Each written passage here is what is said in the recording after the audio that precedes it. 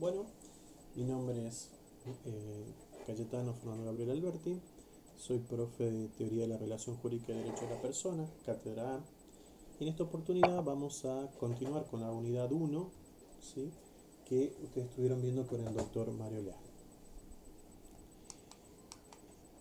Lo primero que vamos a contestar es la pregunta ¿por qué es necesario el derecho? Y vaya, mire, desde que nosotros nos levantamos hasta que nos acostamos, desde que nacemos hasta que morimos, todas nuestras conductas que desplegamos están reguladas por el derecho. Si nosotros nos ponemos a pensar, esta mañana cuando nos levantamos, nos estuvimos higienizando, estuvimos tomando una ducha y estuvimos cantando, y bueno, quizás tal vez hemos cometido una infracción al código de convivencia del edificio, de la propiedad horizontal, porque establece que no se puede realizar ruidos molestos. Y nosotros con nuestras canciones quizás hemos estado molestando a alguno de los vecinos. Luego teníamos que desayunar y fuimos al almacén, fuimos a la panadería, ¿sí?, y hemos comprado algo para desayunar. Y hemos pedido lo que queríamos: leche, yogur, jugo, tortillas, gaseosa. Y con ese actuar estuvimos celebrando un acto jurídico, como es la compraventa. Porque para que nosotros podamos consumir, para que podamos utilizar o consumir ese producto, primero teníamos que haber sido dueños. Y primero para ser dueños, tenemos que celebrar un acto jurídico. Claro, que no estamos pensando, como dice Dance, todo el tiempo en las consecuencias de los actos, como los efectos jurídicos que producen las conductas que nosotros desarrollamos, ¿sí? No hemos ido al kiosquero y le hemos dicho: mire, vengo a celebrar con usted un acto jurídico por el cual usted se obliga a entregarme 2 tortillas, 3 tortillas, y yo por ello pagarle un precio cierto en dinero. Luego, algunos de ustedes tuvieron que trasladarse a algún lugar y para ello utilizaron el servicio de transporte, ¿sí? Subieron al colectivo, acercaron su tarjeta al lector y buscaron un lugar para sentarse, ¿sí? No es que subieron al colectivo, saludaron al chofer: buenos días, chofer, ¿sí?, mire, vengo a celebrar un acto jurídico con usted por el cual usted se obliga a trasladarme de aquí a un determinado lugar y yo por ello pagarle un precio en dinero, lo cual es un acto jurídico, ¿sí? He celebrado un contrato de transporte, ¿sí?, aunque no haya estado consciente de ello, ¿sí? Lo único que yo quería era la utilidad. Mi necesidad era llegar a un determinado lugar, ¿sí? Por eso, dice Dance, lo que pasa es que no estamos todo el tiempo pensando los efectos que producen esos actos. Ahora, desde que la humanidad existe, donde haya civilizaciones, siempre estuvo presente el derecho. Siempre fue necesario ordenar conductas, ¿sí?, para evitar conflictos o, cuando ya haya conflictos, poder solucionarlos. Va a decir Aristóteles que el ser humano es un ser por naturaleza, y para que este ser se pueda desarrollar, para que este ser pueda ser feliz, para que este ser pueda tener una vida plena, es necesario que se desarrolle o que esté dentro de una sociedad.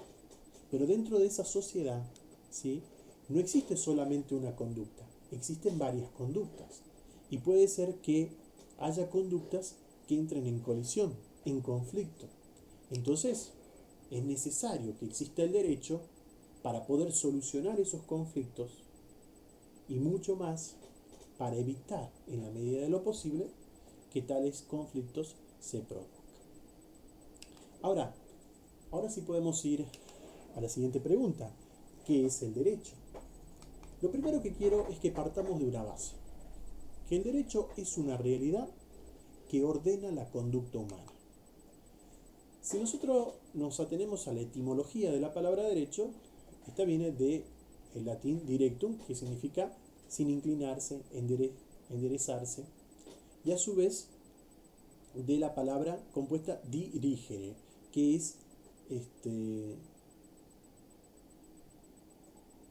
la opción entre dos alternativas. Se han dado muchas definiciones de lo que es el derecho. Quizás tal vez no es tan conocida la definición de Celso, pero sí, quizás ustedes conozcan la que dio Ulpiano o Paulo. Todavía está la disputa de quién dijo esta definición. Ellos decían, es la continua y perpetua voluntad de dar a cada uno lo suyo. En cambio Celso, ¿sí? Y en esto, para abonar la base que yo les decía, Celso dice, es el arte de lo que es bueno y de lo que es equitativo. Y si es un arte, no puede ser una ciencia. Si es un arte, es práctica. Si es un arte, está en la realidad. L'Herminier va a ir un poco más allá.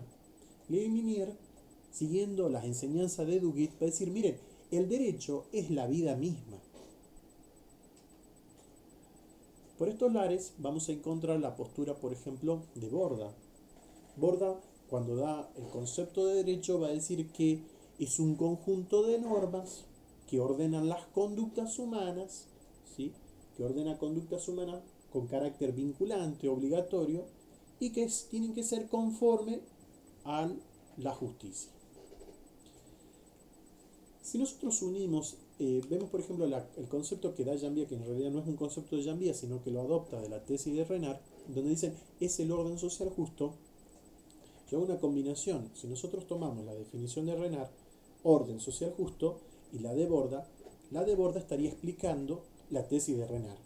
Cuando dice orden, Renard, Borda va a decir que es el conjunto de normas. Se está refiriendo ese orden al conjunto de normas. Cuando dice Renard social, es lo que dice Borda cuando dice que esos conjuntos de normas regulan conductas humanas con carácter obligatorio. Y cuando Renard dice justo, Borda lo explica diciendo que esas normas que regulan las conductas humanas, que son vinculantes, que de carácter obligatorio, tienen que mirar a la justicia. ¿Sí? Tienen que tender a la justicia.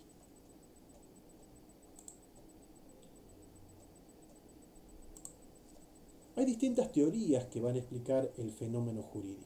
Entre ellas tenemos la teoría, digamos, la más la fundante, digamos, que es el iusnaturalismo.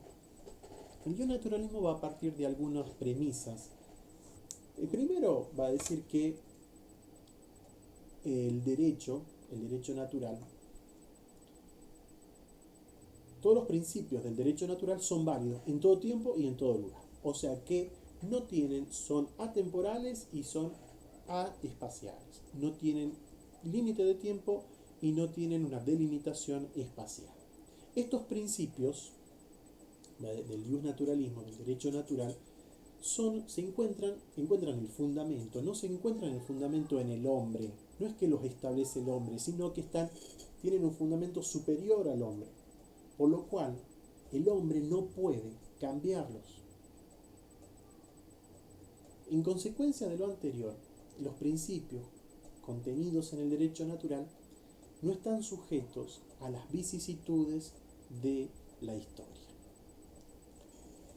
El derecho natural no niega al derecho positivo, ¿sí? No, el derecho natural lo que dice es que el derecho positivo se nutre del derecho natural, ¿sí? La base del derecho positivo es el derecho natural. No lo niega al derecho positivo el derecho natural.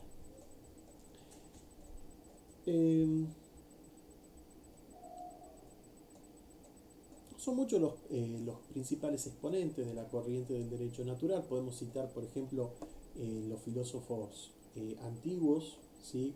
Como a Sócrates, como Platón, como Aristóteles. En el iusnaturalismo cristiano podemos citarlo a San Agustín, a Santo Tomás. Un poco más modernamente podemos citar a grandes pensadores como el padre del derecho internacional, que es Hugo Grocio. Si nosotros nos ponemos a ver derecho, si nos pondríamos a estudiar derecho internacional, vamos a ver que el derecho internacional tiene su fundamento, su base, su explicación como fenómeno. En el fenómeno encuentra su base, su explicación en el fenómeno jurídico, que es el ius naturalismo. ¿Sí? A Spinoza, a Hobbes, a Pufendorf, a Locke. Por otro lado tenemos, aquí sí,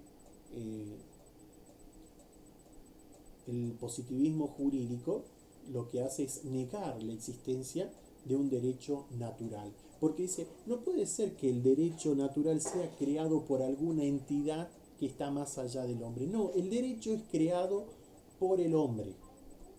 El hombre establece cómo se crea el derecho en una ley fundamental. En una ley fundamental, ¿sí?, va a establecer el procedimiento para la creación del derecho. ¿Y qué es el derecho para el positivismo? El derecho es la norma.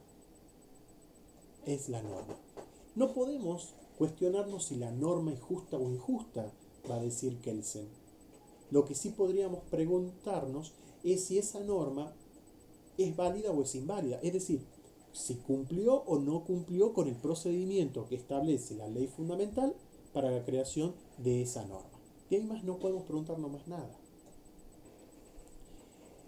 Claro, su mayor exponente del derecho positivo, ¿sí?, es Hans Kelsen. Pero podríamos nombrar a otros, también a otros positivistas como Al Ross, como Norberto Bobbio, como Hart. ¿Cuáles serían las diferencias entre el ius naturalismo y el ius positivismo? En el ius naturalismo, el origen de sus principios está dado por Dios, la naturaleza o la razón. El origen en el positivismo estaría dado por el hombre. En el ius naturalismo, la moral y la ética forman parte de los principios básicos del derecho. En cambio, para el ius positivismo, la moral, la ética, no forman parte de los principios básicos. En el ius naturalismo, la auténtica esencia o naturaleza del derecho se oculta tras la realidad humana. En cambio, la esencia, la naturaleza del derecho en el ius positivismo está representada por la voluntad, por la sola voluntad, por la mera voluntad del legislador. En el ius naturalismo, el derecho es un valor inherente a la naturaleza humana.